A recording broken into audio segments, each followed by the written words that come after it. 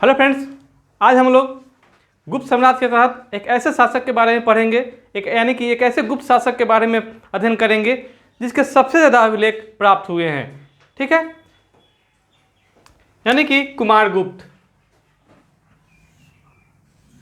आज का विषय होगा हम लोग का कुमारगुप्त, जिनका शासनकाल 415 ईस्वी से 454 ईस्वी तक रहा, यानी कि लगभग इन्होंने 50 वर्षों तक शासन किया। ठीक है,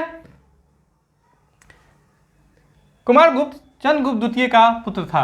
किसका पुत्र था? चंद्रगुप्त द्वितीय का। चंद्रगुप्त द्वितीय का शासनकाल कितना था? 380 से 412 वर्ष, यानी कि इन्होंने 32 वर्ष तक शासन किया था। कितने वर्षों तक? 32 वर्षों तक।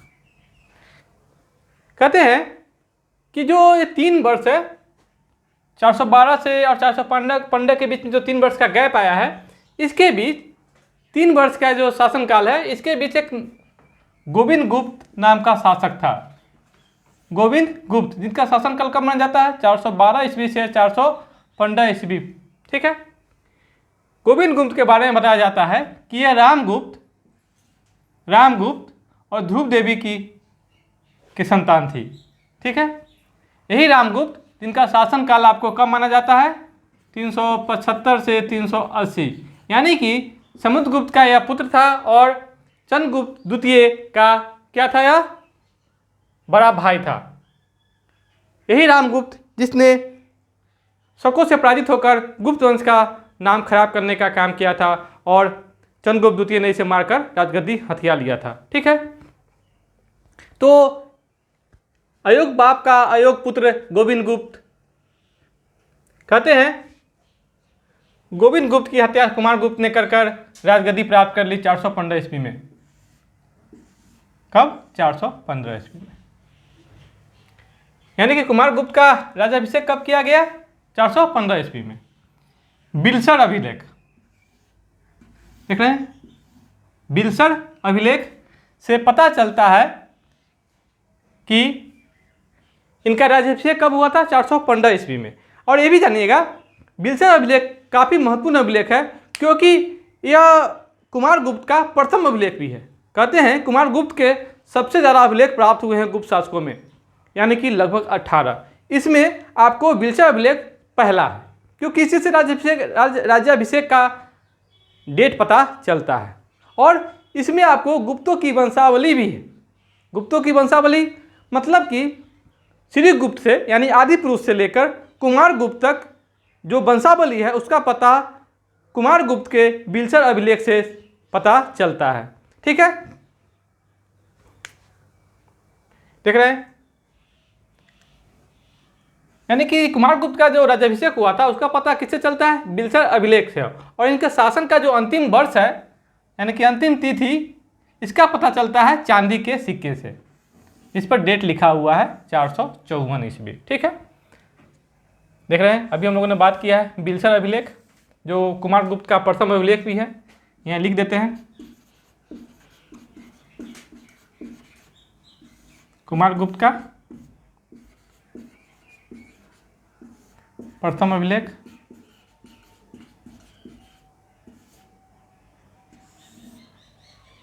इससे कुमारगुप्त तक गुप्तों की वंशावली का पता चलता है। यानी कि गुप्त साम्राज्य का एक ऐसा अभिलेख है यह बिलसर अभिलेख, जिससे आदि पुरुष यानी कि श्रीगुप्त से लेकर, ठीक है, श्रीगुप्त को आदि पुरुष भी कहा जाता है, से लेकर कहाँ तक? कुमारगुप्त तक का वंशावली का पता चलता है। इसमें श्रीगुप्त के बाद घटोत्कच, चंद्रगुप्त प्रथम, ठीक है, समुद्रगुप्त, रामगुप्त, चंद्रगुप्त द्वितीय, गोविंद गुप्त और कुमारगुप्त। ठीक है, तो इस शासकों का शासनकाल का पता चलता है कि इनके बाद किसका क्रम आया था, किसका शासनकाल आया था। अगला अभिलेख है महत्वपूर्ण अभिलेख, मंदसौर अभिलेख। मंदसौर अभिलेख से कुमारगुप्त का सुव्यवस्थित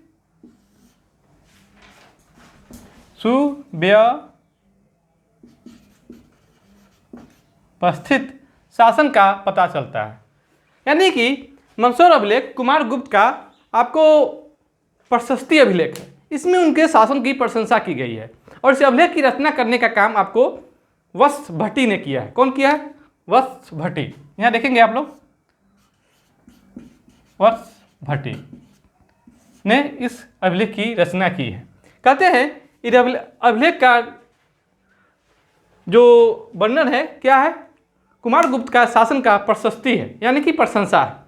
और यहाँ पर ये जो मंदसौर अभिलेख है, इसमें आपको ये भी कहा गया है कि यहाँ पर एक विशाल सूर्य मंदिर का निर्माण कराया गया है। किसके द्वारा?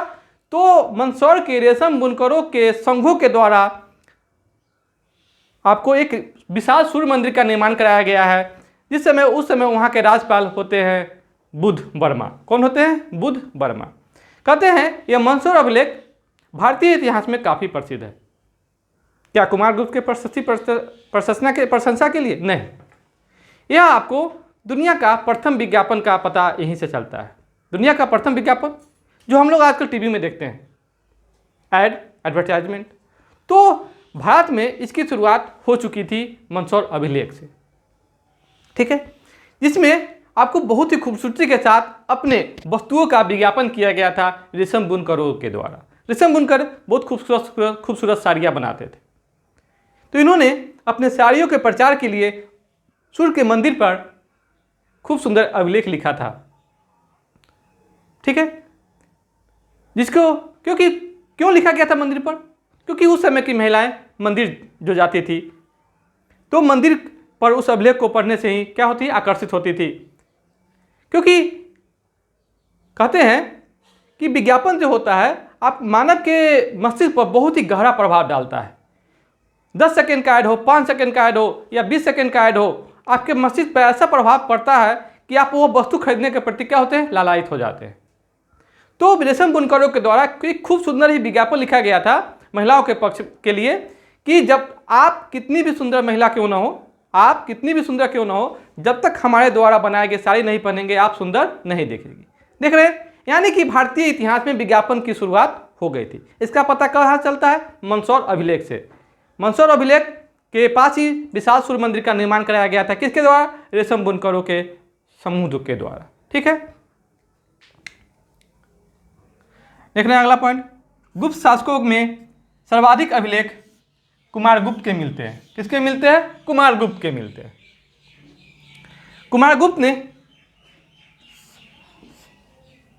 गुप्त शासकों ने सर्वाधिक अभिलेख किसके मिले हैं? गुप्त शासक कुमारगुप्त के। कितने? 18। कुमारगुप्त ने अपने सिक्कों पर गरुड़ के स्थान पर मयूर की आकृति उत्कीर्ण कराई, यानी कि मोर की आकृति उत्कीर्ण करने का काम किया। क्योंकि इसके पहले जो सिक्के होते थे उस पर गरुड़ की आकृति उत्कीर्ण की जाती थी। कुमारगुप्त के सिक्कों से पता चलता है कि उसने अश्वमेध यज्ञ किया था। देख रहे हैं, गुप्त वंश का एक और भी शासक होगा जिसके सिर्फ सिक्कों से ही पता चलता है कि उसने अश्वमेध यज्ञ किया था। कौन होगा? समुद्रगुप्त।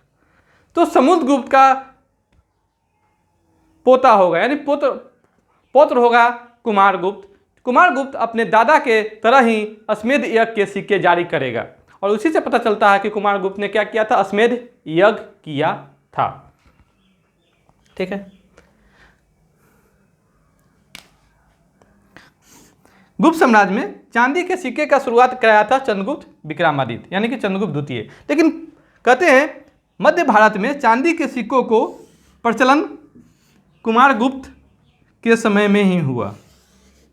यानी कि चांदी के सिक्कों का जो मध्य भारत में प्रचलन बढ़ा वो किसके समय में हुआ?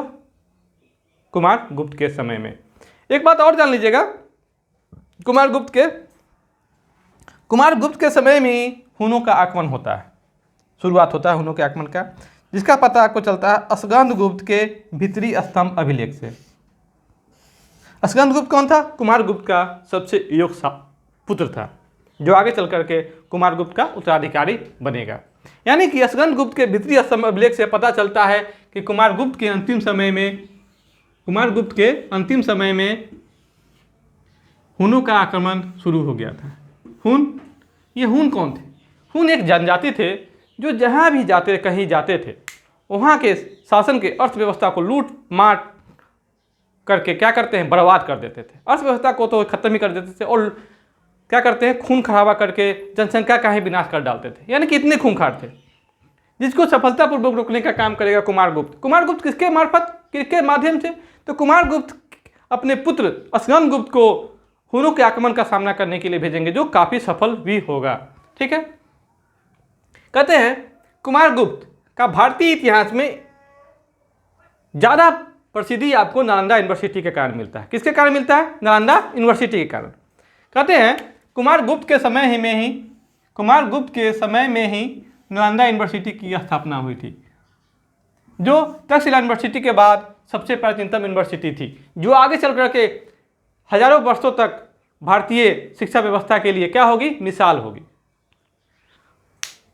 नालंदा यूनिवर्सिटी, कहते हैं नालंदा यूनिवर्सिटी आपको कुमारगुप्त के समय बनाया गया और इसकी जो शुरुआत कर दी, उसके बाद धीरे धीरे हर राजाओं ने इसमें सहयोग देकर एक विशाल यूनिवर्सिटी का क्या कर दिया, रूप धारण करवा दिया। नालंदा का जो नालंदा क्या है, एक संस्कृत शब्द है। चले, नालंदा संस्कृत शब्द नालम और दा से बना है। किससे बना है, नालम और दा।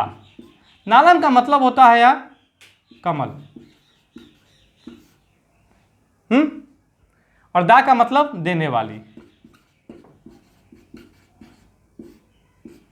कमल का मतलब क्या होता है, ज्ञान। कमल है जो ज्ञान का प्रतीक है। तो नालंदा का अगर सीधा अर्थ देखा जाए तो ज्ञान देने वाली। ठीक है, बहुत ही बेहतरीन है। यानी कि नालंदा की जो स्थापना हुई थी नालंदा यूनिवर्सिटी की, वो वास्तविक में क्या था, ज्ञान का प्रकाश पुंज था।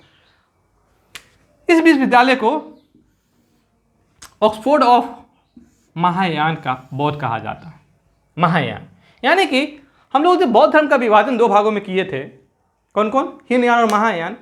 तो महायान शाखा की यह यूनिवर्सिटी थी जहाँ पर आपको महायान बौद्ध धर्म के महायान शाखा का क्या के ज्ञान प्रसार किया जाता था। ठीक है, कहते हैं इसी नालंदा यूनिवर्सिटी में हेनसुआंग ने अध्ययन करने आया था। हेनसुआंग किस यूनिवर्सिटी में अध्ययन किया था, तो नालंदा यूनिवर्सिटी में। बराबर सवाल भी बनते हैं कि क्या कितने वर्षों तक फाहियान ने नालंदा यूनिवर्सिटी में अध्ययन किया था। तो यहाँ पर आप सोचेंगे फाहियान आया था चंद्रगुप्त विक्रमादित्य के समय में, और चंद्रगुप्त विक्रमादित्य का क्या है, पोता है, कौन, कुमारगुप्त। और नालंदा यूनिवर्सिटी की स्थापना कब की गई, कुमारगुप्त के समय। तो फाहियान कभी भी नालंदा यूनिवर्सिटी में नहीं अध्ययन करेगा। कौन करेगा, तो हेनसुआंग करेगा। ये आप लोग कंफ्यूज नहीं करेंगे। अब आते हैं कुमारगुप्त की उपाधियां। कुमारगुप्त की कुछ महत्वपूर्ण उपाधियां, साहित्य में इन्हें महेंद्रादित्य भी कहा गया है। महेंद्रादित्य, अश्वमेध महेंद्र, ठीक है, श्री महेंद्र। यह है कुमारगुप्त की कुछ उपाधियां। अब है कुमारगुप्त का साम्राज्य का विस्तार। कहते हैं इनका साम्राज्य काफी विस्तरित था। उत्तर में इनका जहां साम्राज्य का सीमा हिमालय पर्वतमाला थी, वहीं दक्षिण में नर्मदा नदी थी। हिमालय पर्वतमाला,